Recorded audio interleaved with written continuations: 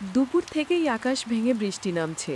এমন অঝোর ধারায় বৃষ্টিতে উঠোনে জল জমে গেছে, আর পুরনো টিনের চালে একটানা ঝমঝম আওয়াজ। মনটা আজ কেন জানি উড়ু উড়ু করছে মালতীর। সেই ভোরে বর্ষা নামার সময় থেকেই কেমন একটা আহ্লাদের ঢেউ লেগেছে তার মনে, কারণ আজ আসছে তার জামাই অভ্র। বিয়ের পরেই প্রথম বর্ষার দিনে জামাই আসছে শ্বশুরবাড়ি। ও মালতী, তুই জামাইয়ের জন্য তোর হাতের স্পেশাল নারকেলের বড়াটা ভেজে নে দিকি। নারকেলের বড়ার মিশ্রণ নিতে গিয়েই শুনতে পেল দরজায় সাইকেলের ক্যাঁচক্যাঁচ আওয়াজ। নিশ্চয়ই অভ্র। বৃষ্টিতে ভিজে চুপচুপে হয়ে এসেছে।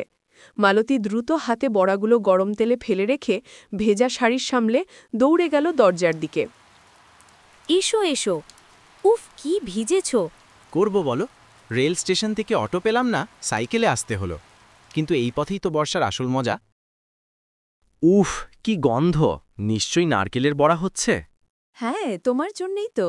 এবার হাত পা ধোও আগে, তারপর গরম ধোয়া ওচা খিচুড়ি আর ইলিশ মাছের অপেক্ষা। বৃষ্টির শব্দ, খিচুড়ির সুভাষ আর প্রিয় মানুষের উপস্থিতি, এই নিয়েই আজ মালতী আর অভ্রর বর্ষার দুপুর।